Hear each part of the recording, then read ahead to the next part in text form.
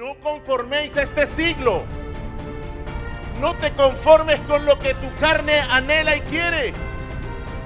Este siglo habla de todas esas cosas que hoy están de moda. Habla de todas estas cosas que parecen apetecibles, pero no lo son.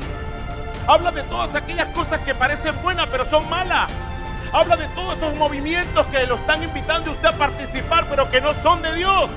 Eso es, no conforméis a este siglo. Dice la palabra, no conforméis a este siglo, sino transformaos por medio de la renovación de vuestro entendimiento, para que comprobéis cuál es la voluntad de Dios agradable y perfecta. Eso es lo que el Señor quiere para nosotros. El Señor quiere que primero entendamos cuál es su corazón, cuál es su voluntad, porque entendiendo a Dios yo me renuevo en mi mente y comienzo a pensar distinto, porque voy a pensar como piensa el Señor. Diga amén. ¡Hay lugar para ti!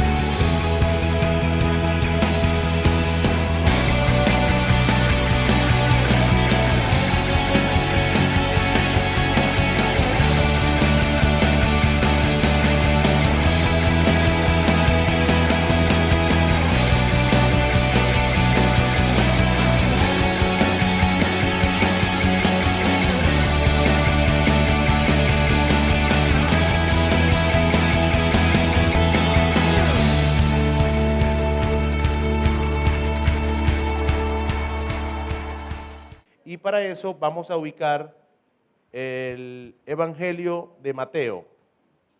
Primer Evangelio en el Nuevo Testamento, Mateo, capítulo 27, y vamos a leer desde el 32 al 50.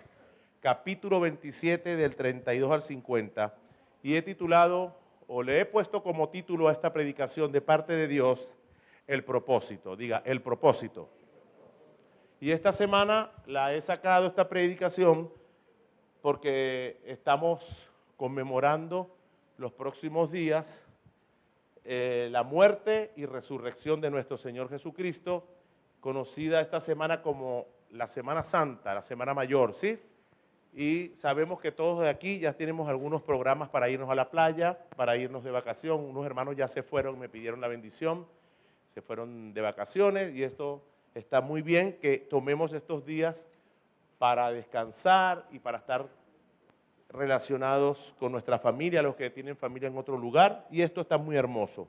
Pero yo quiero hoy, a través de esta palabra, quiero que toda la iglesia esté clara en cuanto a la celebración y el propósito de estos días, el propósito de la muerte de Jesús. Yo quiero que todos salgamos de aquí ya con un conocimiento pleno, amplio, porque todavía hay gente que desconoce verdaderamente cuál fue el propósito de Cristo. Hay gente que todavía asocia todo esto con las religiones y con todas aquellas prácticas que no tienen nada que ver con el propósito de Cristo. Amén. Vamos a leer entonces por la dirección del Señor. Mateo 27 del 32 al 50 dice así. Del 32 al 50. Cuando salían, hallaron a un hombre de Cirene que se llamaba, usted me ayuda por favor, que se llamaba, a este obligaron a que llevase la cruz. Y cuando llegaron a un lugar llamado Gólgota, que significa lugar de la calavera, le dieron a beber vinagre mezclado con hiel, pero después de haberlo probado, no quiso beberlo. Estamos hablando del momento en que llevan a Jesucristo a un lugar para ser crucificado. Cuando le hubieron crucificado, repartieron entre sí sus vestidos, echando suerte, para que se cumpliese lo dicho por el profeta: Partieron entre sí mis vestidos, y sobre mi ropa echaron suertes. Y sentados le guardaban allí, y pusieron sobre su cabeza su causa escrita: Este es Jesús, el Rey de los judíos. Entonces crucificaron con él a dos ladrones, uno a la derecha y otro a la izquierda. Y los que pasaban le injuriaban meneando la cabeza y diciendo: tú que derribas el templo y en 3 días lo reedificas, sálvate a ti mismo. Si eres hijo de Dios, desciende de la cruz. De esta manera también los principales sacerdotes, escarneciéndole con los escribas y los fariseos y los ancianos, decían: a otro salvó, a sí mismo no se puede salvar. Si él es el Rey de Israel, descienda ahora de la cruz y creeremos en él. Confió en Dios, líbrele ahora si le quiere, porque ha dicho: soy hijo de Dios. Lo mismo le injuriaban también los ladrones que estaban crucificados con él. Y desde la hora sexta hubo tinieblas sobre toda la tierra hasta la hora novena. Cerca de la hora novena, Jesús clamó a gran voz diciendo: Elí, Elí, lama sabactaní. Esto es: Dios mío, ¿por qué me has desamparado? Algunos de los que estaban allí decían al oírlo: a Elías llama este. Y al instante, corriendo uno de ellos, tomó una esponja y la empapó de vinagre, y poniéndola en una caña le dio de beber. Pero los otros decían: deja, veamos si viene Elías a librarle. Mas Jesús, habiendo otra vez clamado a gran voz, entregó el Espíritu. Palabra de Dios. Cuando leemos esto, vemos el proceso por el cual el Señor tuvo que pasar y vemos la cantidad de personas que estaban a su lado. No había uno peor que otro. Uno le dio vinagre, otro le dio hiel, otros le injuriaban, y dicen allí que los principales sacerdotes, las personas que tenían el conocimiento de todo lo que era la parte de religión y todo eso, eran los primeros que injuriaban a Jesús. Las personas que tenían y administraban la parte espiritual de Israel eran los que estaban allí de primero injuriándolo y diciéndole tantas cosas. Pero todo esto estaba escrito y esto tenía que pasar. No había manera de que esto se evadiera, porque era el plan maestro de Dios. Diga, el plan maestro. Y gracias a ese plan maestro, el Señor dio su vida por amor a cada uno de nosotros para que hoy nosotros podamos tener ese regalo que no merecemos. Ese regalo se llama la gracia de Dios, que por su muerte y resurrección hoy usted y yo tenemos vida eterna. Qué bueno, ¿verdad? Por lo tanto, el verdadero propósito de la muerte de Jesús no es que digamos hoy tenemos una Semana Santa para hacer parrilla, para ir a la playa. No es que tenemos unos días libres, nos dieron días libres. Ese no es el propósito. El propósito de que Cristo muera en una cruz y que se recuerde por tiempo en tiempo, de siglos en siglos, es que nosotros a través de esa muerte hoy podamos tener salvación y vida eterna. El verdadero propósito de Cristo de morir en una cruz por amor a la humanidad es acercarnos a Dios, es reconciliarnos con el Padre para que hoy tengamos, diga, oportunidad. Hay gente que te dice: no te voy a dar más oportunidad, fallaste y no tienes más oportunidad. Nosotros hemos fallado y Dios dice: yo voy a extender una nueva oportunidad. Yo voy a extender para ustedes una nueva oportunidad, una esperanza, para que todo aquel que se arrepienta y crea en mí pueda tener vida y vida eterna. Amén. Ese es el verdadero propósito. Entonces Jesús no vino, no murió para que tengamos aquí una cruz. Alguien me dijo: ¿y si Jesús lo hubiesen metido en la silla eléctrica, teníamos que tener una silla eléctrica? Y si Jesús lo hubiesen ahorcado, teníamos que tener el nudo de la horca. Mucha gente asocia esto con religión. Cristo no murió para que tengamos una cruz de madera allí, para que carguemos una cruz, como vi por aquí en en lechería tenían una procesión y llevaban una cruz, llevaban unas estatuas. No murió para eso. Cristo muere para que usted tenga vida y vida eterna. Cristo no muere en la cruz para que la humanidad recuerde que tenemos una Semana Santa. Cristo muere en la cruz para que la humanidad recuerde que a través de ese sacrificio nosotros podemos ser redimidos por su sangre y ser perdonados y obtener esa reconciliación al Padre y ser hijos de Dios. Para eso fue que Cristo murió. No murió en la cruz para que usted pueda tener dinero. Ay, qué bueno, yo a través del sacrificio de Cristo tengo dinero y tengo aquello y lo otro. Bendición es el proceso y el producto de lo que viene después. Pero ese no es el proceso, ese no es el propósito. Dice Mateo 10:33, creo, 6:33. Buscad primeramente el reino de Dios y su justicia, y lo que es vestir, lo que es beber, lo que es comer, vendrá como añadidura. Es decir, Cristo muere con el verdadero propósito de darnos a nosotros la reconciliación con el Padre, la salvación y la vida eterna. Diga amén. Diga amén. Jesucristo marcó un antes y un después. Comienza la historia a partir del tiempo en que Cristo muere en la cruz. La historia queda marcada por el mismo Dios que vino a la tierra para reconciliar al hombre de todos sus pecados. Marcó un antes y un después. Jesucristo no es Gandhi, Jesucristo no es Dalai Lama, Jesucristo no es Buda. Jesucristo es el Hijo de Dios, el primogénito del Padre, es el Rey de Reyes, es el principio y es el fin, es la luz de los hombres, es el Señor, ese es el Señor. Digan amén. Dice Juan 3:16 que el Señor vino a rescatarnos. ¿Por qué? Porque había algo a cambio. Amor. Lo único que dice el versículo, o la única razón que le dio a Dios el venir a rescatarnos, dígame qué fue, amor. Por amor a nosotros, a la humanidad perdida, dice que ha dado a su Hijo unigénito para que todo aquel que en Él crea no se pierda, mas tenga vida eterna.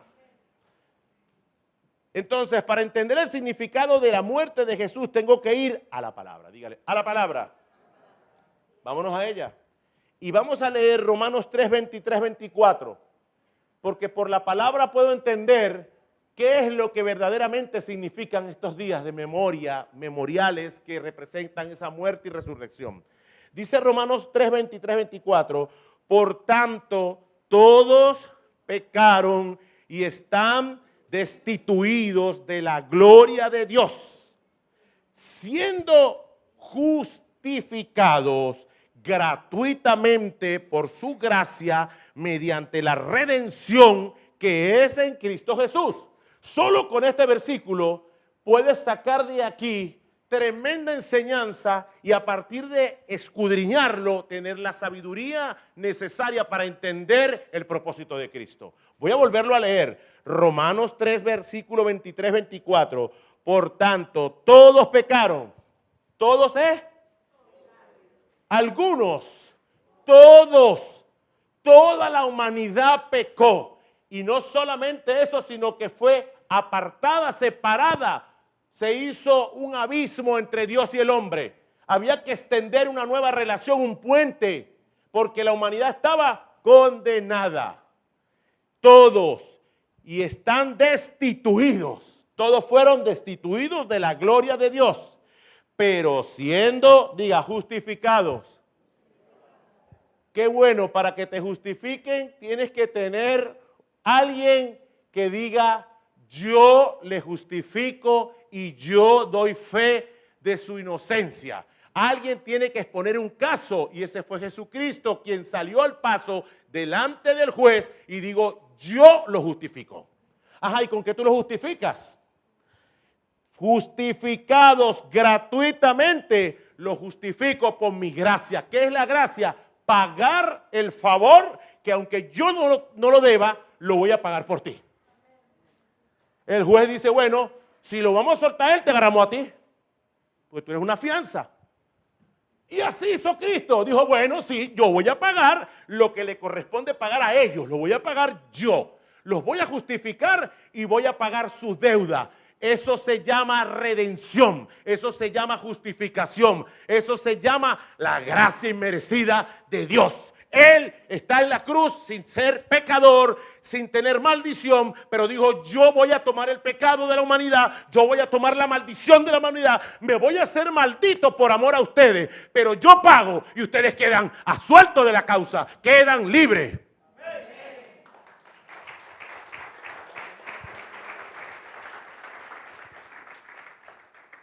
Todavía hay gente que no recibe el regalo. Hay gente que el regalo está puesto y gente que por desconocimiento, rebeldía o otro no lo recibe. Cuando me doy cuenta lo que está pasando, que hoy nos vamos a dar cuenta, yo inmediatamente tomo el regalo, me arrepiento y tomo el regalo. Oye, pastor, no sabía que era tan delicado el asunto.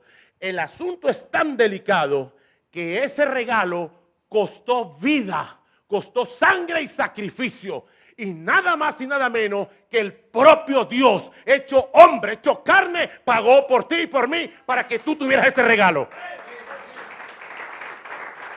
¿Y sabes qué hago yo?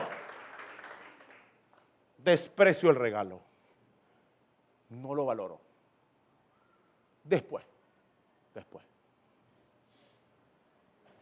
Por eso es que hoy yo quiero que Dios nos traiga mucha sabiduría a nuestro corazón y que el Espíritu nos convenza, porque eso que hizo Cristo tiene un alto valor y tiene un propósito que debemos hoy mismo tener en cuenta y atesorar y correr, buscar, anhelar esa gracia de Dios. Entonces, dice aquí, Romanos, vuelvo a leerlo por tercera vez, por favor. Romanos 3, 23, 24, por tanto, todos pecaron y están destituidos de la gloria de Dios, siendo justificados gratuitamente por su gracia, mediante la redención que es en Cristo Jesús. La muerte de Cristo trajo la redención, trajo para nosotros la liberación y la esperanza, que todo aquel que no le conoce siempre estará puesta allí para que le digan, esa esperanza que Cristo trae a tu vida, la trajo para que tú hoy la disfrutes, para que la atesores, para que la aproveches. ¿Sí? Pero antes de esto, antes de esta redención, se produjo oposición, siempre oposición. El diablo siempre quiso oponerse a esa gran obra de Cristo, siempre. Desde niño, el diablo mandó matar a todos los niños cuando dijeron que vendría por vientre de mujer el Salvador de la humanidad. No sé si recuerdan que el rey Herodes, mátame a todos los niños. Los que hayan nacido de la edad de tanto a tanto en esta región, mátalos a todos. Se llevó a cabo una matanza. Imagínense usted esas madres presenciando la muerte de sus niños. Porque el diablo siempre ha querido frustrar el propósito de Dios para la humanidad. Y no ha podido ni podrá. Pero a veces somos nosotros los que no aprovechamos el esfuerzo grande que Dios hace para llegar a ti, para llegar a mí, para llegar a la familia. A veces nosotros somos los duros de corazón. Y nosotros a veces menospreciamos todo lo que el Señor hizo por nosotros. Entonces siempre va a haber oposición. Dice exactamente en Mateos 4:1, Mateos 2:16, el evento está donde Herodes manda a matar a los niños. Se encuentra en Mateos 2, versículo 16. Herodes entonces, cuando se vio burlado por los magos, se enojó mucho y mandó a matar a todos los niños menores de 2 años. Imagínate tú. Herodes es un diablo. Mandó a matar a todos los niños menores de 2 años que había en Belén y en todos sus alrededores, conforme al tiempo que había inquirido de los magos. Imagínese usted una matanza de niños, porque él quería frustrar el propósito de Cristo. ¿Y quién lo estaba manipulando? Satanás. Así como manipuló a la serpiente, así como manipuló a Herodes, así como manipuló a Ananías y a Zafira, así como ha manipulado a muchos personajes bíblicos. Siempre detrás de esa maldad está la influencia de Satanás. ¿Para qué? Para destruir la bendición y el propósito de Dios. Entonces, la traición, hubo traición. Cuando Cristo andaba con sus discípulos, uno de ellos se vendió. Uno de ellos entregó la información a aquellos guardias para que encontraran a Jesús, en qué momento iba a estar y quién de ellos era. Yo le voy a dar un beso y ese es.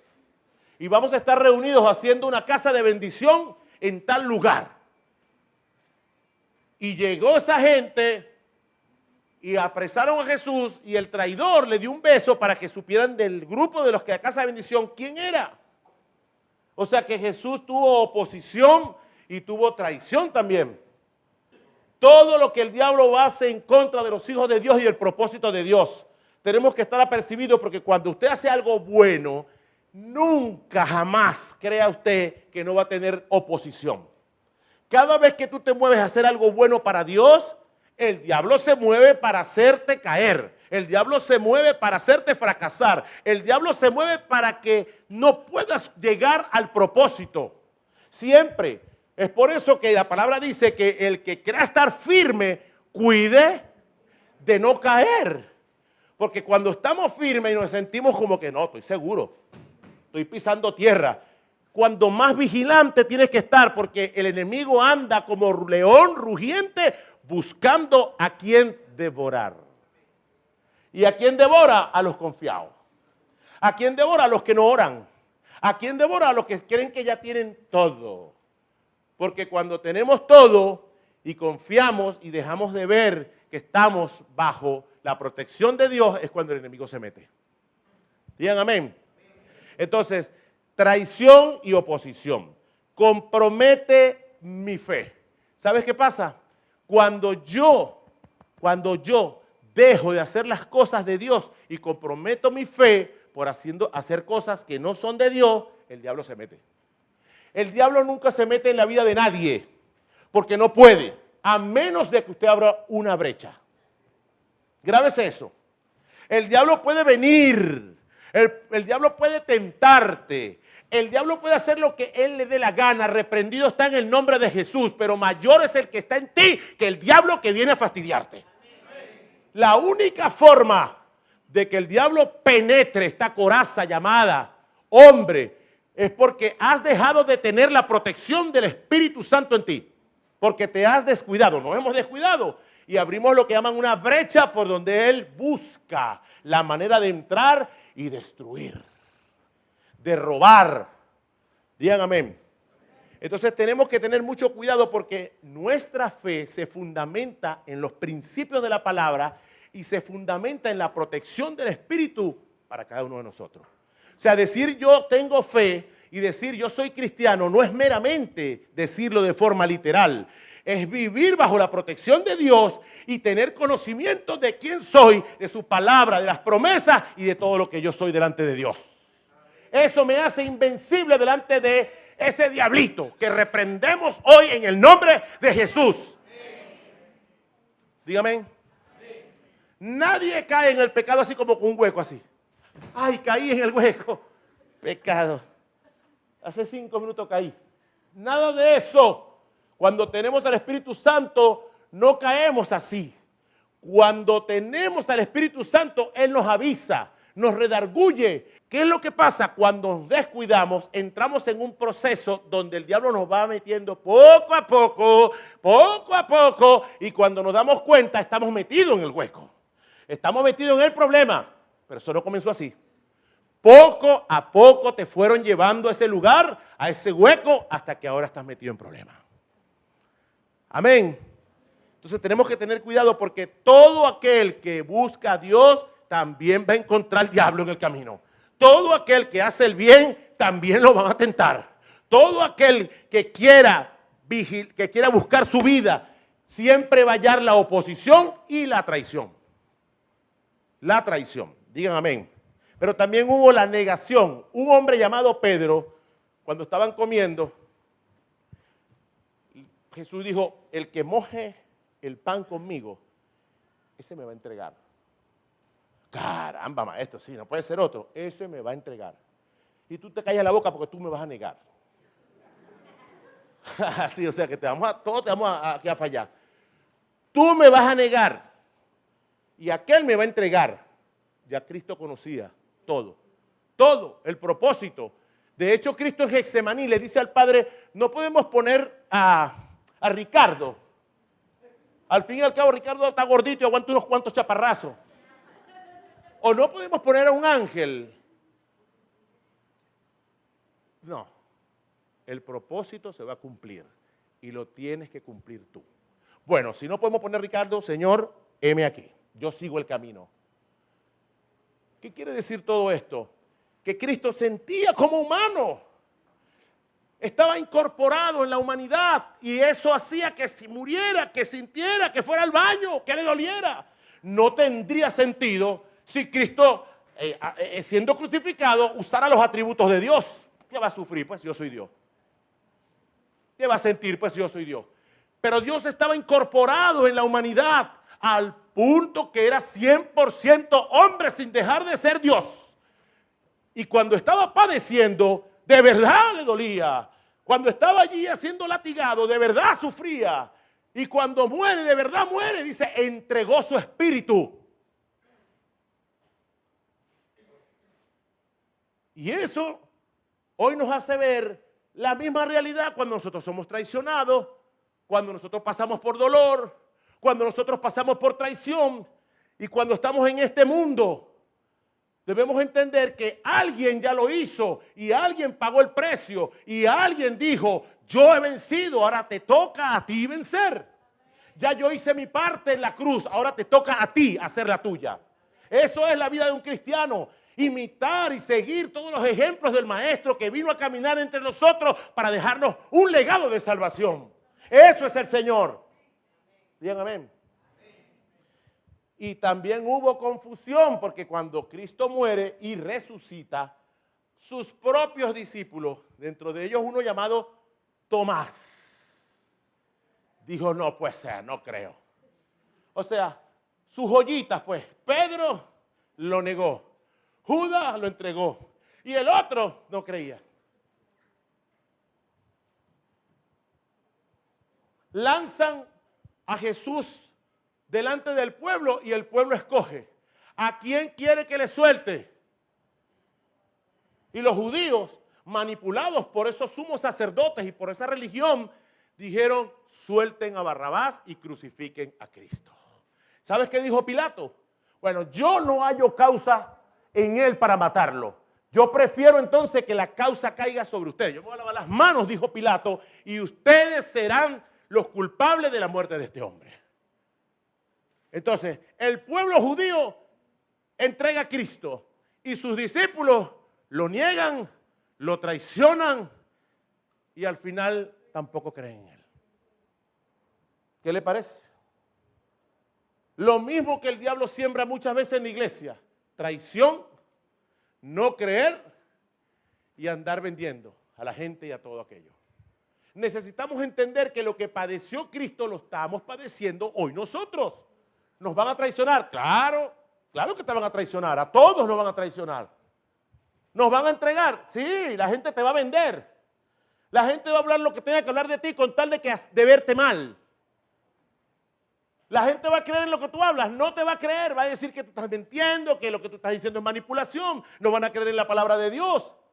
Todo esto ya Cristo lo vivió, pero lo vivió y salió triunfante de cada una de estas situaciones para decirnos hoy, no se preocupen que los van a entregar, no se preocupen que los van a traicionar y no se preocupen que no van a creer en ustedes. Pero sigan adelante porque allí está el verdadero propósito por el cual yo morí y resucité. La salvación y la vida eterna.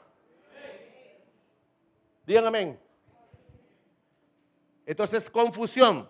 Se robaron el cuerpo de Jesús. Empezaron a rodar esa por las redes. Por las redes comenzaron a rodar de que habían robado el cuerpo de Cristo a sus mismas personas, sus mismos amigos, su misma familia, para decir que había resucitado. Y corrió ese rumor. Corrió ese rumor de que no, esto se lo robaron. Le pagaron a los guardias que habían puesto allí para sacar al cuerpo de Cristo y decir que había resucitado. Por eso es cuando tú vas a Jerusalén, la gente, los propios judíos no creen en Cristo. Ellos dicen, sí, un profeta, un rabino, pero no creen que es el Hijo de Dios. Ellos tienen algo pendiente con el Señor. Y al final de sus días, Israel va a tener que arreglar cuentas con Cristo. Porque hasta ahora todavía creen que Jesucristo es un profeta, que es un rabino, un maestro, pero que no es el Hijo de Dios. Y nosotros desde aquí, desde Venezuela, sabemos y entendemos que Jesucristo es el Hijo de Dios. La palabra nos los enseña. Él es el verbo de Dios. En el principio era el verbo y el verbo era con Dios. Y el verbo era Dios.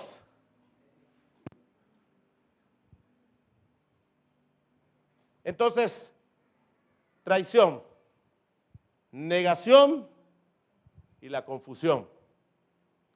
El Señor nos abandonó, dijeron los discípulos, los que ya creían. Bueno, sí es verdad, pero nos abandonó. Nunca entendieron, pues, lo que Cristo les había enseñado. Nos abandonó el Maestro, se fue, quedamos solos. Pero también la cruz trajo, perdón. Cristo dijo en la cruz, Señor, perdónanos, porque no saben lo que hacen. Señor, libérame de esta, bájame de aquí. No, Señor, perdónalo, porque no saben lo que hacen. Cristo entendía que para Él era más importante que la gente pudiera perdonar. Cristo sabía que el sacrificio tendría un resultado si la gente verdaderamente se arrepentía y entendiera el perdón. De nada cuesta el sacrificio sin que haya perdón. De hecho, el sacrificio es perdón de Dios para la humanidad. El sacrificio no solamente es la resurrección, sino que es el perdón para que todo el que muera con Cristo resucite juntamente con Él. Por eso la palabra dice, con Cristo estoy juntamente crucificado. Ya yo no vivo, sino que Él vive en mí.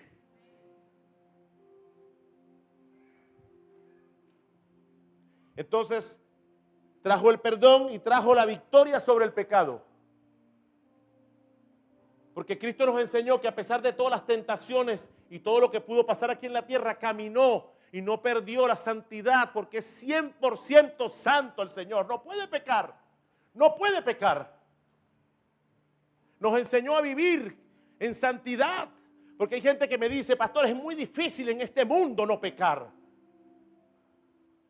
Pero cuando te aferras al Señor y cuando vives vigilando, cuando vives orando, cuando vives ayunando, verdaderamente puedes soportar las tentaciones y permanecer en santidad. Él nos los enseñó, el Señor, a caminar en santidad, a vivir, a no tener rencor. Cristo nunca dijo, ese Pedro, deja que lo vuelva a ver cuando resucite, que lo voy a matar. Como decimos muchas veces nosotros, ese tipo, esa tipa, ese hombre, esa mujer me dañó mi vida. Y yo cuando la veo, yo lo que quiero es gritarle, quiero maltratarle. Cristo dijo, ¿dónde está Pedro? Porque allí donde te encuentre lo voy a buscar y le voy a preguntar, ¿tú me amas, Pedro? Y Pedro, no te preocupes, no te vengo a condenar, te vengo a preguntar si todavía me sigues amando. Eso fue mi Señor, eso fue Jesús. Nunca jamás, aún con toda la oposición que tuvo, le pidió al Padre que les diera oportunidad, que les perdonara. Hoy en día todos tenemos acceso a la gracia, hermano. Aún los que entregaron a Jesús, aún los que le entregaron, lo negaron. Todos aquellos que entran a la gracia, el Señor con el mismo amor incondicional los levanta, los perdona, los limpia y le entrega la vida eterna.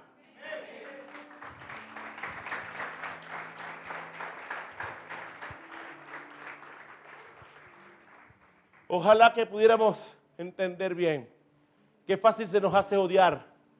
Qué fácil se nos hace decir cosas que después nos arrepentimos. Qué fácil. Pero necesitamos tener el corazón de Cristo. Y necesitamos entender que todos podemos en algún momento equivocarnos. Es fácil condenar a una persona.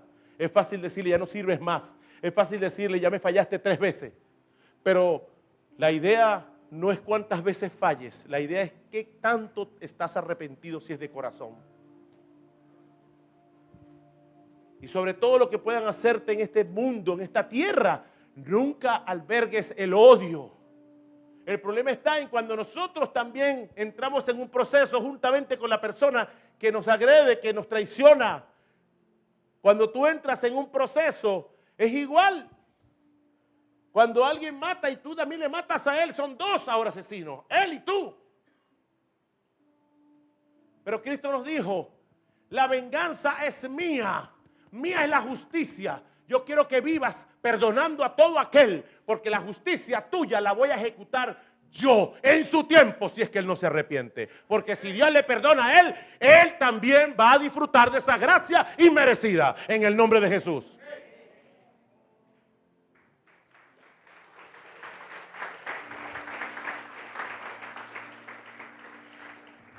Trajo la victoria sobre el pecado y trajo la esperanza para que el que esté muerto entienda que un día va a ser resucitado. ¿Sabes que los cristianos que mueren en Cristo o los cristianos que mueren con el Señor, con el Espíritu, con la palabra, dice que van a dormir, van a descansar? Primera de Tesalonicenses dice, los que duermen en Cristo, ellos están dormidos. Y juntamente con nosotros, si es que vamos a estar presentes para este evento, ellos primero van a ser resucitados. ¿Para qué? Para que junto con nosotros elevemos con el Señor. ¿Qué quiere decir todo esto, pastor? Hermano, no creas que la muerte cobra la victoria en los hijos de Cristo. En los hijos del Señor, la muerte llega tarde. Diga, la muerte llega tarde. Porque todo el que muere en Cristo Jesús vence a la muerte. Por el hecho de que muere con Cristo. Pero el que muere sin Cristo, créame estas palabras hoy, no quiero ofender, pero hágale los novenarios que usted le dé la gana. Llévelo y récenle 500 veces y pónganlo siquiera a dormir en el Vaticano. Hagan lo que quieran. Gasten la plata que les dé la gana. No hay manera de resucitar a alguien a menos que sea por Cristo Jesús. Los que mueren sin Cristo no los para el Papa ni los para rezo. Les espera un destino incierto que no quiero hoy mencionar. Pero los que morimos en Cristo, no morimos, dormimos para el Señor. Porque un día con voz de mando, con voz de arcángel y con trompeta de Dios, los muertos en Cristo resucitarán primero. Y nosotros, los que estemos para ese tiempo, seremos llevados en las nubes con el Señor.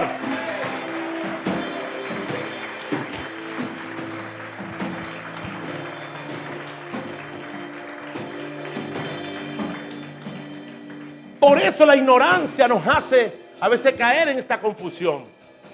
Y vemos que gente que no es mala, pero es ignorante de la palabra y quieren hacer algo que no puede pasar, ni pueden hacerlo. El único que tiene el poder sobre la vida y la muerte se llama Jesucristo. Dice la palabra, yo soy el camino, yo soy la verdad y la vida. Atributos de Dios. Pero bueno, tenemos esas prácticas. Un día Cristo dijo, ¿qué es más fácil? ¿Perdonar pecados o decir levanta tu lecho y anda?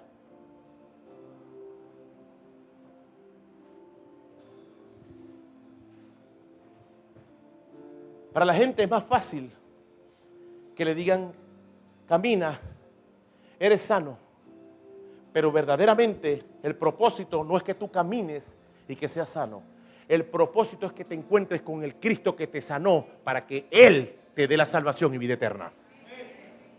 Por eso la gente a veces pide milagro y milagro y milagro y no está mal, pero no se acuerda de que ese milagro es para estar aquí en la tierra. El milagro que mayormente debemos pedir es que el Señor nos perdone y nos dé de su sangre y nos limpie para darnos la vida eterna.